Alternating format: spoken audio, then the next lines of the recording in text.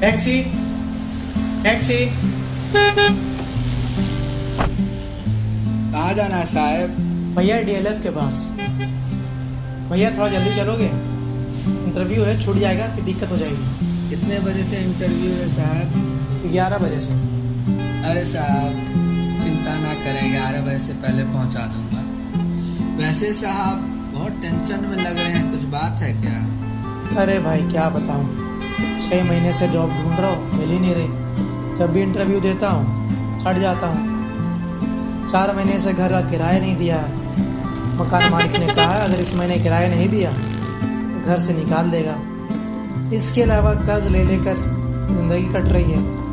लगभग 1 लाख रुपए का कर्ज हो गया मेरे ऊपर। अरे भैया बस यहीं पर रोक देना, आ गया। जी साहब।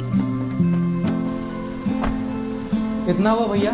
200 साहब। बहुत बता रहे हो भैया। मीटर देख लीजिए साहब। अच्छा ठीक है, ये लो।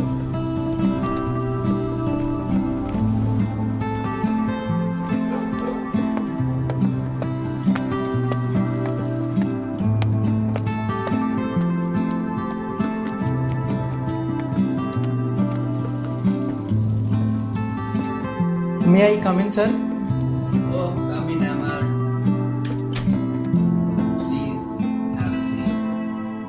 Amar, I saw your resume. You have very good experience in e-commerce field. Yes, sir. Okay, Amar. Give me your introduction first. Okay, sir. Sir, my name is Ahmar and sir, I belong to middle class family, sir. Sir, I am from Darbhanga, Bihar, sir. और sir अभी मैं sir Delhi Mumbai में रहता हूँ sir. Amar, you have to only use English. Sorry sir, sorry. Sir I am from Darbhanga sir, Bihar sir, but currently sir I living in Mumbai sir. Sir and sir for job purpose sir. Amar, your English is so weak and our company needs a man with a perfect English communication skills. Sir sorry sir, मुझे एक मौका दें sir, मैं अपनी English सुधार लूँगा sir, अच्छी कर लूँगा सर, एक मौका दें बस please. Sorry Amar, I cannot hire you. Sir please sir please sir एक मौका दे सर प्लीज़। सर प्लीज़ मैं आपको निराश नहीं करूँगा सर, प्लीज़ एक मौका दे सर प्लीज़।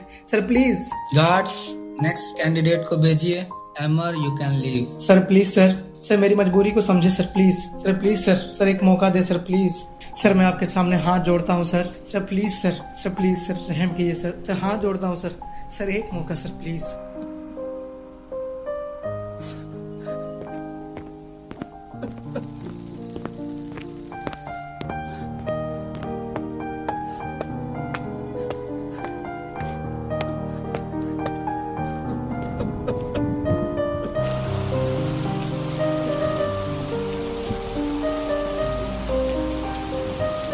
मैं बेकार आदमी हूँ, मैं जिंदगी में कभी कुछ कर नहीं पाऊंगा।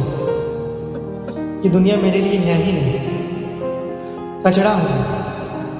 हाँ मैं एक कचड़ा हूँ। मुझे तो सही से इंग्लिश भी बोलना नहीं आता, पढ़ लिख कर भी जाहिल हूँ। माँ बाबा को धोखा दिया है मैंने। बाबा मुझे माफ़ करना, मुझसे ज़िंदगी में कुछ नहीं हो सकता। ओ भाई ओ, हाँ मैं तुमसे ही कह रहा हूँ।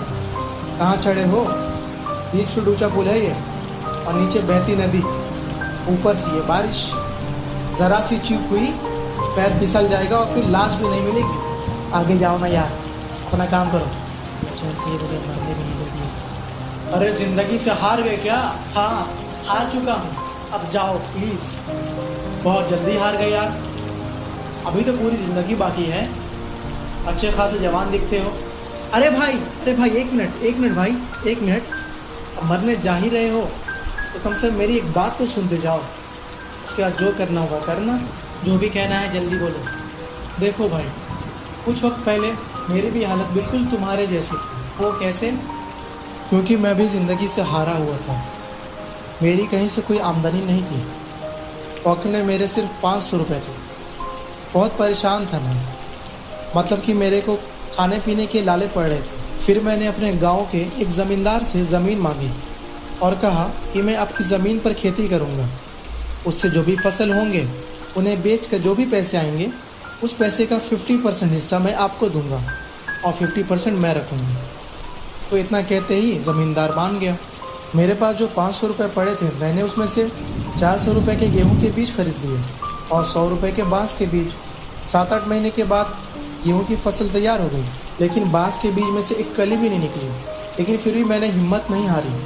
मैं बांस के बीज का लगातार देखभाल करता रहा। पूरे 1 साल बीत गए, लेकिन बांस के बीज में से एक भी कली नहीं निकली।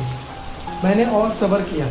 मैंने रेगुलर बांस के बीज को पानी खाद देता रहा। ऐसा करते करते 4 साल बीत गए, लेकिन तब भी एक भी कली नज़र नहीं आई। फिर तो तुमने उम्मीद छोड़ दी होगी।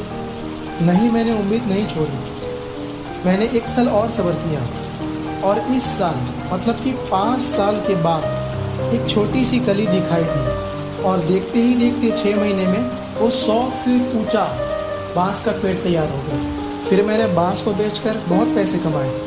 उसका 50% ज़मींदार को दे दिया और बाकी जो 50% पैसा था मैंने उसका बिजनेस शुरू किया। और देखो, अब मैं खुश हूँ, सेटल्ड हूँ। असल में मैंने जो 5 साल मेहनत किया बांस के बीज पर, वो मेरा स्ट्रगल था। वो 5 साल बर्बाद नहीं गए। 5 साल तक बांस के पेड़ की जड़ें बन रही। ठीक उसी तरह अभी जो तुम स्ट्रगल कर रहे हो, मतलब कि अभी तुम्हारी जड़ें बन रही हैं, और जिस दिन तुम्हारी जड़ें पूरी तरह से बन जाएंगी उस दिन तुम्हारी स्ट्रगल लाइफ ख़त्म और खुशी के दिन शुरू। भैया, मुझे इतना समझाने के लिए थैंक यू भैया। और सॉरी भैया, मुझे माफ़ कर दो, मैंने आपसे बदतमीज़ी से बात की। अरे कोई नहीं, जाओ घर जाओ और आराम करो और आराम से बैठ कर सो लो। जी भैया।